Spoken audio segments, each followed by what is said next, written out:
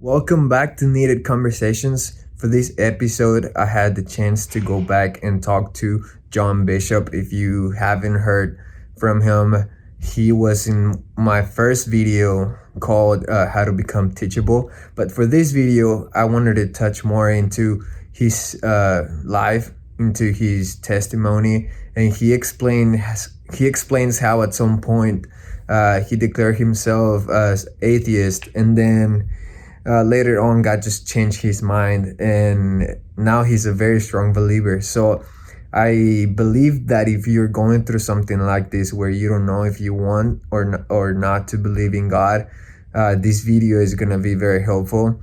And even if you don't agree with all the ideas and things that we're talking about, I would love to hear or read about it. So please don't forget to leave the comment. If you love what you see, don't forget to subscribe so you can see more content like this, and turn on the bell notification icon so you'll know whenever we drop a new episode. Let's go for it. It's gonna be awesome.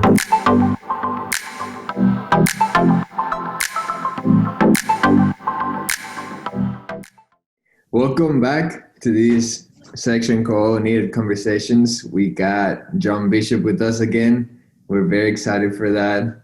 Uh, is there anything you want to say to everyone that's coming back to this channel and seeing you again? Maybe. No, I would just reference that if you see those kids climbing over the fence in the background, those are my kids, and they're leaving. We just shoot them away. Okay. And for this conversation, I wanted to talk to you about. I feel like it's a very important thing to people that are debating in their minds if they want or not to believe in God and what He can do and who He is. And I remember when we first met, we kind of talked about our backgrounds and stuff, and you told me how at some point you didn't believe in God, you didn't believe that He was real, or like even that God was a thing, like you just weren't into it. But there was something that made you change your mind, and like something changed, and now you're part of the family, and now you're a believer, and you've led so many people into God's arms. And I feel like people need to know and need to hear why that happened, because it might change someone's life. And so I want to start just with this one question, and then we can take off from there, because I know there's gonna be a lot that you might want to share. But I feel like one of the big questions that we see and people that don't believe in God keep asking is, if God is real, why does He allow so much evil in the world? And what do you have to say to that? Was that one of the questions that you had, or? Yeah, I think that was definitely one of the questions that I had, and it's a question that I think a lot of people have asked me over the years. And unfortunately, just to get the disappointment out there, I don't know that there's a real satisfactory answer to that.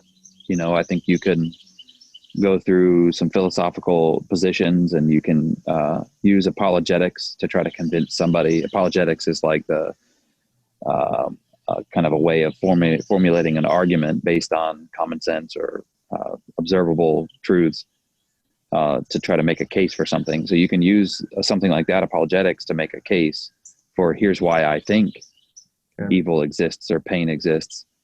But at the end of the day, in my personal experience, pain is often more real than faith. Yeah. And if you're struggling in a relationship that seems to be dissolving, it's hard to trust either in that person's future character, or that there's a God who's guiding you through that. If you're suffering through the current effects of a relationship that's dissolving, that feels real. That feels very real. Yeah. And it's hard to look past that and say, oh yeah, but. And so as a pastor, I think one of the worst things that I could have done in talking to somebody who is struggling through the loss of somebody that they loved, or a relationship that was dissolving toward divorce or something like that, would be to try to too quickly and too early discuss the goodness of God and lead somebody towards trusting that God was with them and in it with them, and ultimately that all things would work together for good. Because when you're in the pain feels very real. And by contrast, God does love us. That's an objective reality that I believe now. But sometimes God's love cloaks itself in the mystery of silence, or sometimes God's love comes through a person that you would kind of prefer to label as an enemy, because they're pushing you in a direction that you don't want to go, and it's the right direction, and you'll be able to see that in 3 years when you look back. But in the moment, God's love is being expressed through an imperfect and broken person. And so it's not a fair conversation to talk about how God is real and he allows pain and suffering, because those two things aren't experienced on the same level. And faith is being sure of what you hope for and certain of what you don't see, whereas reality oftentimes is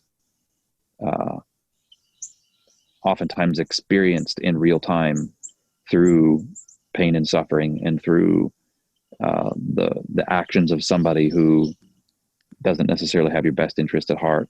And that feels very, very real and very, very visible. Right. And so those two conversations, it's not an easy question to solve.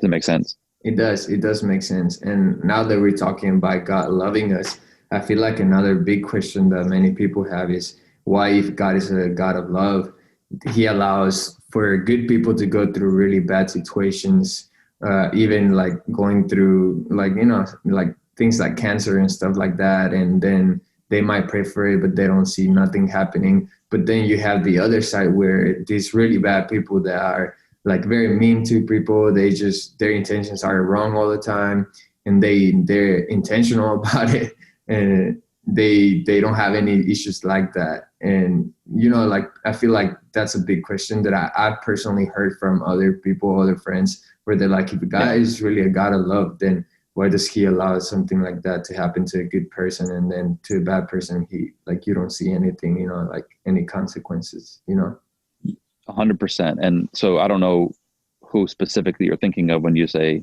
I've talked to people, but my guess is if they're less than 30, then it's a different example or a different experience than if they're closer to 40, or I imagine older. I'm 41, almost 42. So my perspective on life now is different than it was, but I'm still lacking, the wisdom and perspective that somebody who's lived twice the life that I've lived would have. And the reason I say it like that is because I don't think breaking the world down into black and white categories, like good people who have bad experiences and bad people who have good experiences, is really a helpful way of thinking about it. Mm-hmm. I think you have to think more in a timeline. Right. I've said it like this before, from when I'm having conversations with people who are struggling or trying to develop them from a leadership perspective to lead others well, that we often experience people in snapshots. And so, if you think about the power of Instagram, for example, Mm-hmm. is the ability to get a simple message out there in a way that's captivating. Mm-hmm. But the great danger of Instagram is that it tells you a snapshot. And anybody can look good for a selfie if you get the light right and look in the right direction and get the angles right, and all of that. And so it's like trying to wrestle with the question of how come bad things happen to good people from a selfie perspective is very, very, very dangerous, because people are never snapshots. People are always, as an analogy that we'll break down as well, but a better analogy in my opinion is people are more like films. Yeah. And if you think about somebody's life unfolding over the course of a 2.5 hour film, you're getting close to an analogy that's helpful. And so if you're hurting and frustrated and you come storming into the room and say something like, how come God allows good things to happen to bad people and bad things to happen to good people, but you're thinking like a snapshot, then you really have no option but to be frustrated.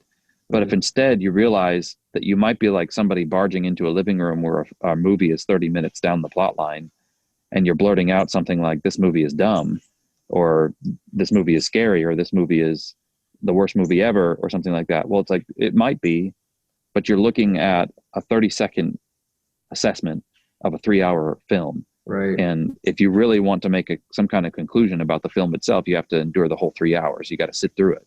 And so that's where I'm saying, if you just wait, the bad thing that's happening to the good person might actually be the hand of God pushing them in the direction of their calling. And he Right. can work all things together for the good of those who love him and are called according to his purpose. And if you just look back 10 years from now, you might see that what you're labeling as a bad thing turns out to be pushing them in the direction of a calling, and that purpose will be made plain. And vice versa, the good things, what are you labeling as a good thing? The wealth? Yeah. Yeah. Because Right. wealth, according to Proverbs, says, don't envy the food on the king's table. It's poisonous, you Yeah. know, and the rich man loses sleep at night. And so there's nothing wrong with wealth intrinsically, but the burden of wealth isn't necessarily as good as we like to label it when we see it, you know, being Right. flaunted by others in an Instagram culture. So I'm just Right. saying, like, I think if you spread it out and look at it more from a timeline standpoint, you might find more grace for people Mm. who seem to be bad, because we don't have their story, we don't have the conclusion yet. Yeah. And you might find more compassion for people who seem to be struggling. And I think God, who is above time and sees our story in its entirety, he knows how to massage the plot line Right. at minute 20 to ensure that we get to the right conclusion 2.5 hours later. Mhm. And he knows how to do that. And so if he needs to add a really high tension moment in order to get to that climax point of the story that's unfolding, he can do that. And he can do that as a very compassionate and good producer, because he ultimately knows what that tension is going to build as the story wraps up to its conclusion. Does that make sense? Yeah, it does. It makes sense. It actually reminds me of when I was younger. I had this very toxic relationship. And I remember I did the very dangerous prayer, like, God, if this is not your will, just do something, break it up, just make it stop. And I mean, he took my word, he made it stop and it hurt. But I remember in the moment, it just felt like hell. It was terrible. That year was terrible for me. I just didn't see anything good coming from it. But then now that I look back at it, how you just said, like, I'm very thankful that that happened, because not didn't just like, it didn't just like help my character grow, but also push me more towards my calling and taught me a lot of things at a very young age that now people are like, oh, you're just 21, then what can you know? I'm like, I learned a lot from that situation. And that's why people keep looking at me or hearing how I speak and things I do. They're like, you don't even look your age or act your age. You look older, you act older. I'm like, well, I just had the privilege of being taught at a very young age, And that's the perspective I grabbed from it, that it was more of a teaching season instead of a bad season. And if you are able to develop that, to be able to see things as a teaching, as a lesson, it will be easier for you to go through things and actually learn, no matter the situation.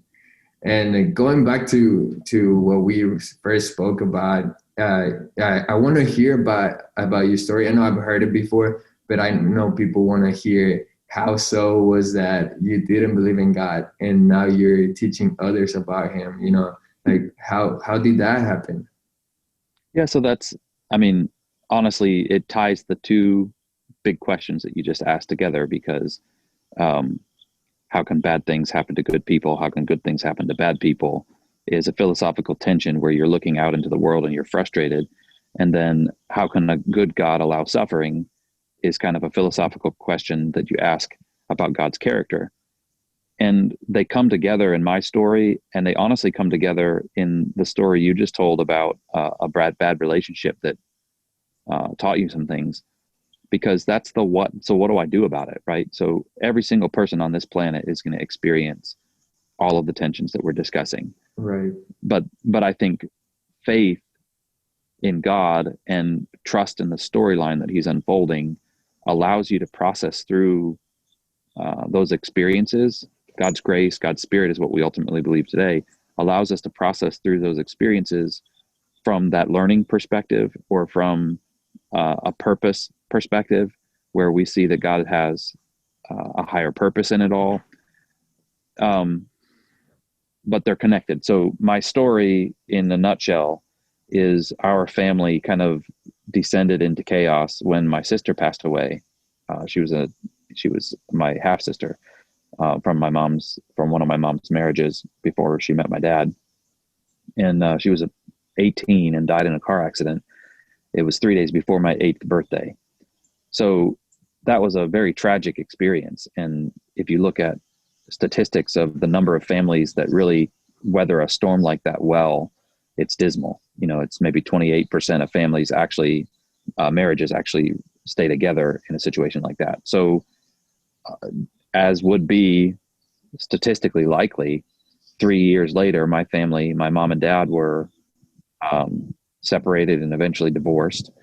And so by 11, I had lost my sister. All of my siblings and my parents were kind of struggling through their own version of how to deal with that.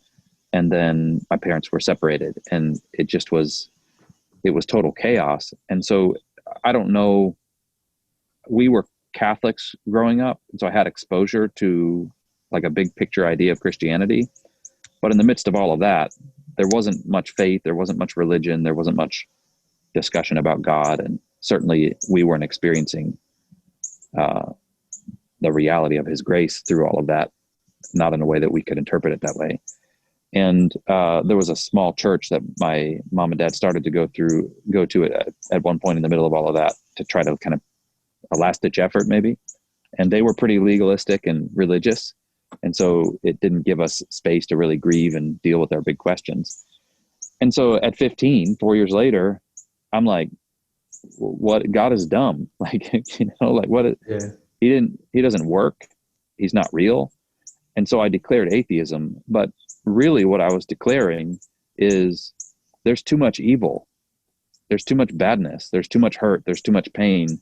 How could God, who's supposedly good and kind and gracious and able to really do something about hurt and pain, how could he be real based on the last 5 years of my life? Yeah. He can't be. So it was a statement of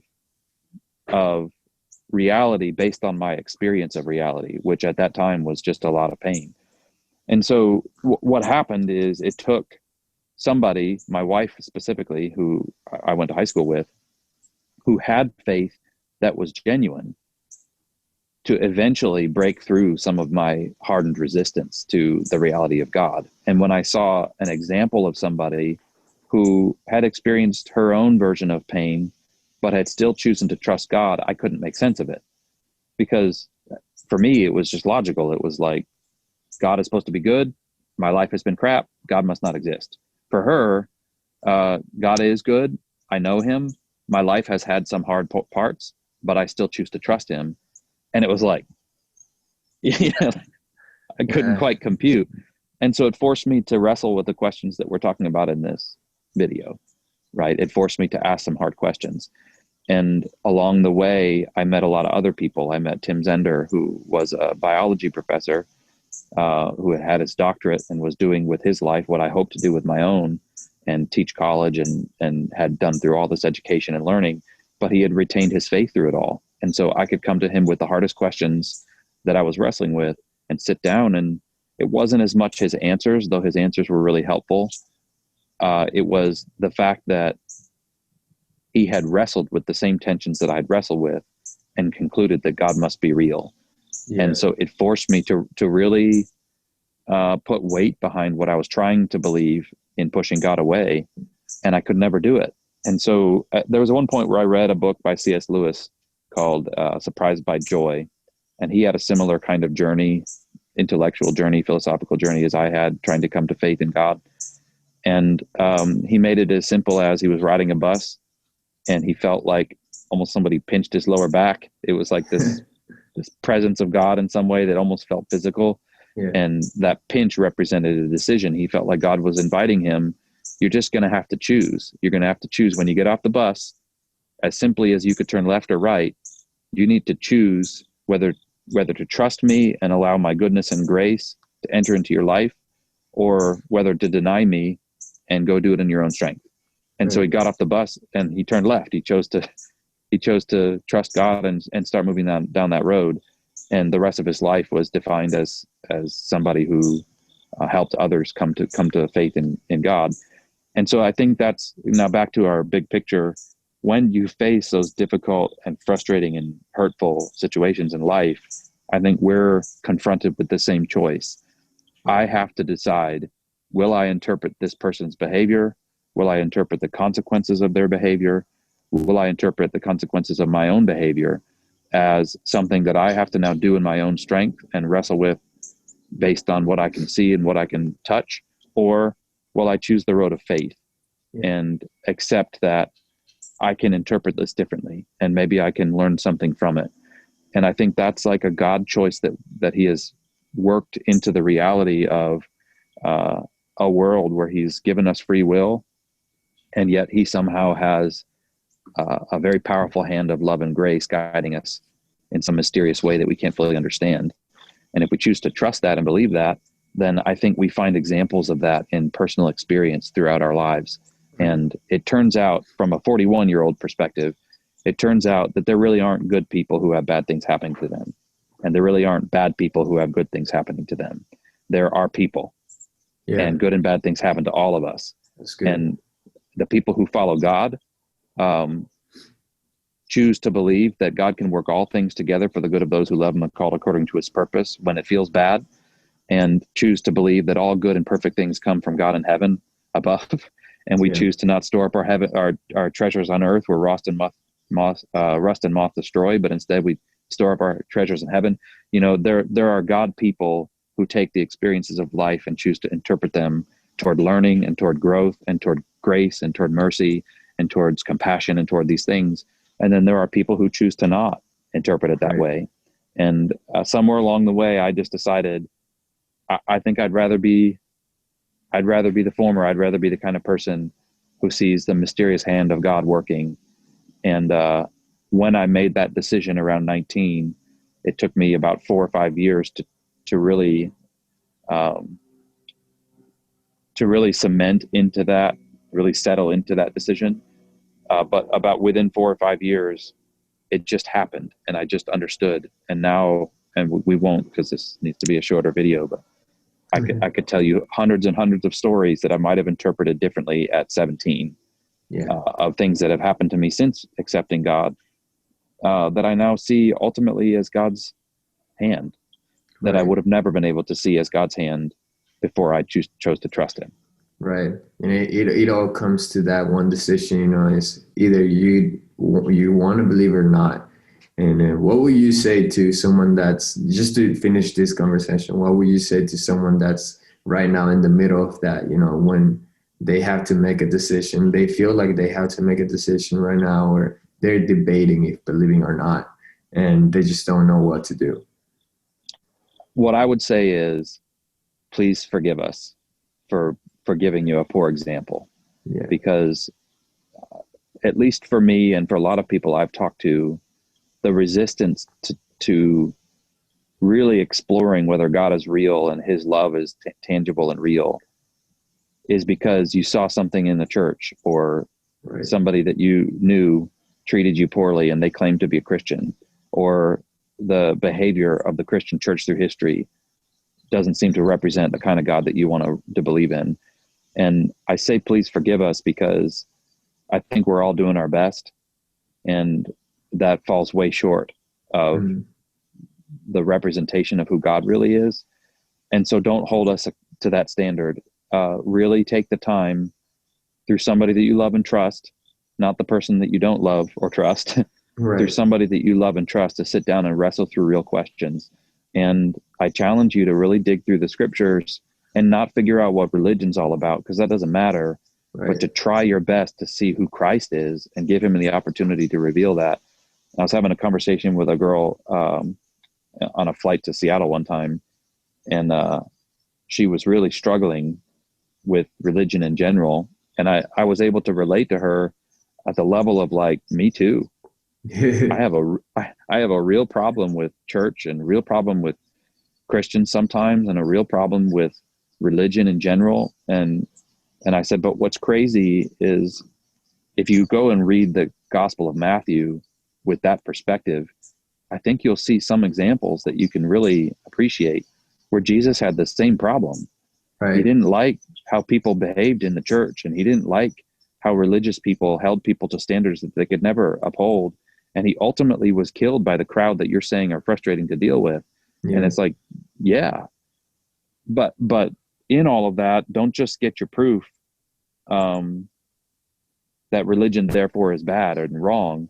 Remember that our faith is supposed to be in Jesus, not in Not in the Jesus's church. people or Right. in the church. And there are beautiful representations of Jesus in the church, but the church itself isn't necessarily always going to represent Jesus well. That's And so true. take the time. So my challenge would be take the time to sit down and try to know who God really is, Right. who Jesus really is, and who the Spirit really is. And if you conclude at the end of your search that he's not real, you know, I get it. There's a lot of evidence that would push you in the wrong direction.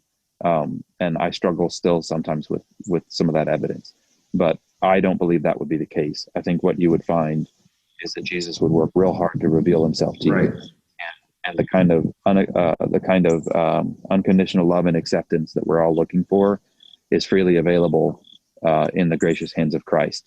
And Right. if you took the time to really know him and avoid the trappings and the failings of the people around you, I think you'd find him. Yeah, that's true. And I mean, just you got to realize the difference between a relationship with Jesus and a religion. Once you get that and you're able to tell the difference, then it'll be easier for you to actually build a good relationship with Christ, because that's what he wanted us to do, you know.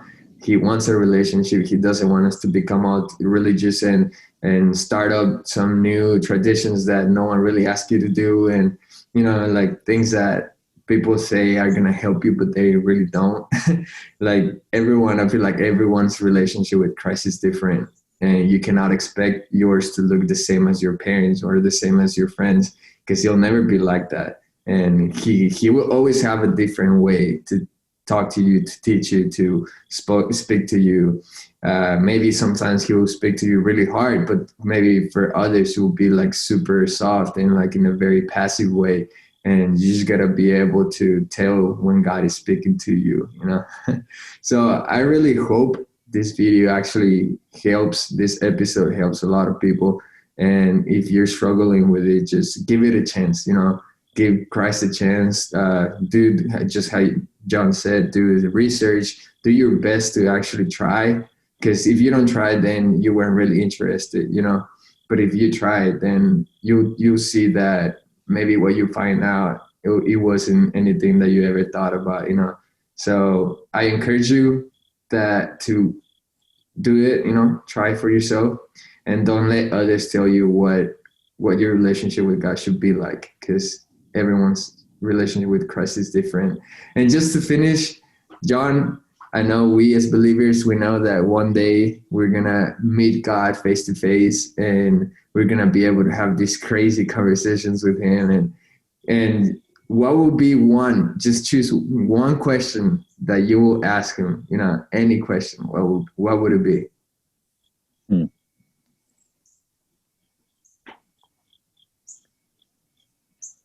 I don't.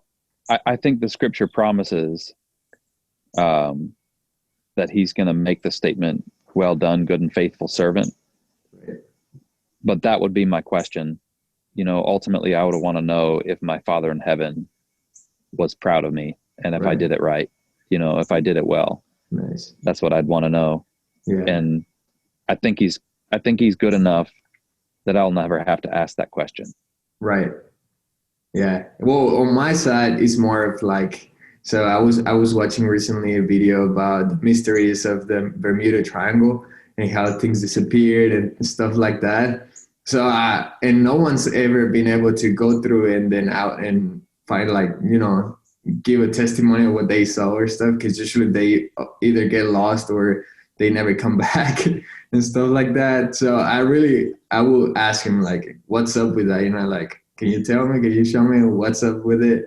What's in there and stuff like that? And I feel like that would be really fun. Like if God's able to like, okay, here it is, and then he shows me all the mysteries in there, and then we're all gonna be like, oh my gosh, I wish I knew Yeah, that.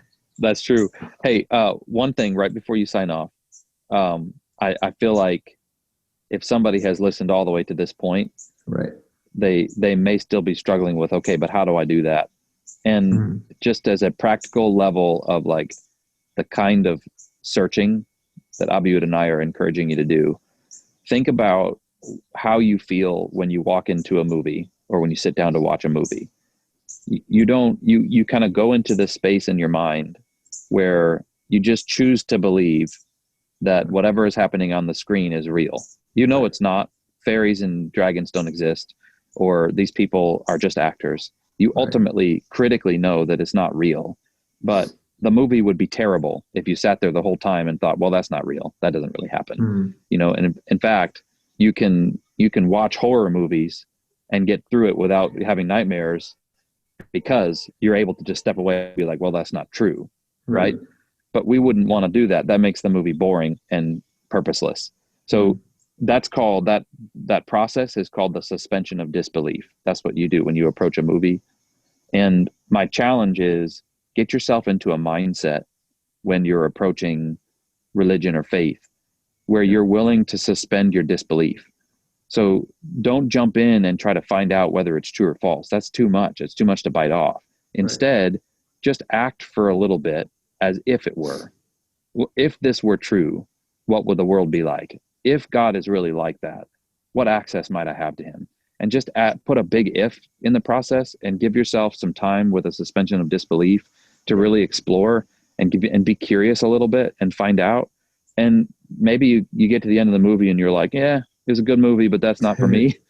Maybe that's the case, but I think you'll miss the real storyline if you Right. spend the entire movie judging it and talking about how hobbits aren't real and that's dumb. Right. And So yeah. No, you're right. Yeah. Keep going. no, that's it. That was it. Okay, so I just wanted to say, like, for real, we're not trying to tell you what to do. We're not trying to tell you this is what it is.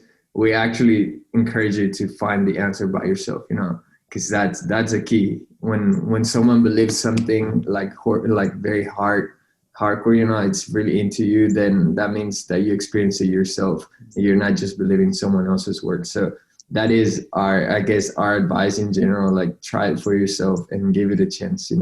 And just because we were talking about movies, and this is my final comment, I promise. There's this, I don't know if you know, John, but there's this app called The Chosen, this one right here. It's called The Chosen, and what it is they develop this company or organization develop a whole app with and their app is it's like a platform where they upload their episodes and like and it's like a TV show. And what they're trying to do is to show what the Gospels, in the Bible, there's like these 4 books there, or 3 or 4 books that are the same. Like they talk about the same stories from different perspectives, and they're called the Gospels. And they try to tell the story of the gospel, how it really was, and not just from a religious perspective. And I loved what I've seen because they're not trying to sell you who Jesus is. They're just trying to show you how it really happened, or as close as possible. And so if you get the chance, the app is free.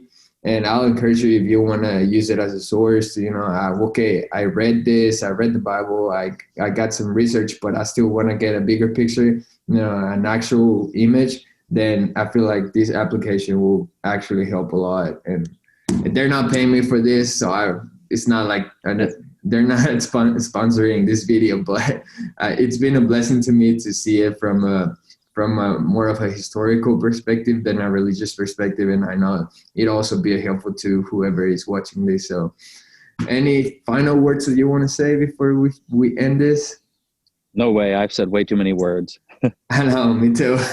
So we'll just let everyone process what was just said. And if you have to, just go through it again pay attention to what we said, because we're both speaking from our own perspectives, and that's the same thing that's going to happen to you when you look back and then you talk about what happened in your life. Then you'll be speaking from your own perspective. And so, well, thank you for being here in one more episode of Needed Conversations. Thanks, John, for being part of it again.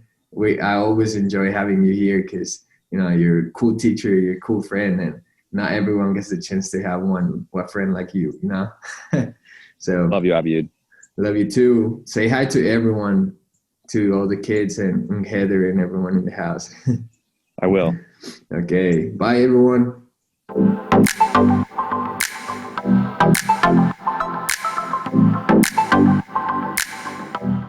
I really hope you guys enjoyed the video.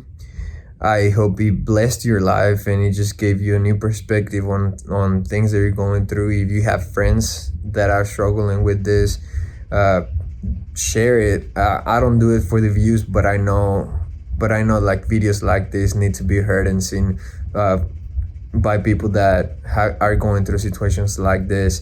And I just encourage you to write a comment with your thoughts, what you feel God spoke to you, or if you're still deciding in believing or not. Then I encourage you to give it a try and just let God, give God an opportunity to show you who He really is. And if after you do that you feel like it's not for you, then it's your own choice. But for real, don't go on with your life without even trying at least once. And I just remind you, please like this video, like this episode. Don't forget to subscribe, to follow, and I'll see you next time.